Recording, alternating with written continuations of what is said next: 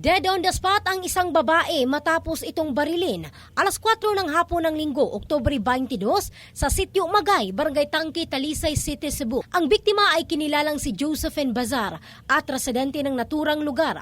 Sa nakuhang impormasyon ng Brigada News FM Cebu mula sa kapulisan ng Talisay, meron na umano silang persons of interest sa nangyaring krimen. Batay na rin sa kanilang nakuhang CCTV footage kung saan makikita na tila may isang lalaking naka-blue ang sumusunod sa biktima. Sa panayam ng BNFM Cebu sa ka-live-in ni Josephine, sinabi nito na wala siyang nalalamang naging kaaway ng kanyang kinakasama. Nagpaalam lang umano ito sa kanya bandang alas 2 ng hapon na i-deliver ang paninda nitong leche flan at sinabihan lang siyang wag na lang sumama sapagkat babalik lang ito kaagad. Ngunit natagalan ito. Kaya't panaytawag sa messenger at sa number nito ang kanyang ginawa hanggang sa pinuntahan siya ng kanyang kapitbahay at sinabing binaril umano si Josephine.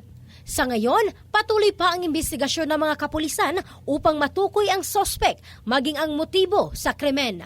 Ang bahaging ito ay hatid ng DriveMax Adult Herbal Capsule, lalaking laging umaangat. In the heart of changing lives, ito si Michelle Craste ng Brigada News Philippines, The Music and News Authority.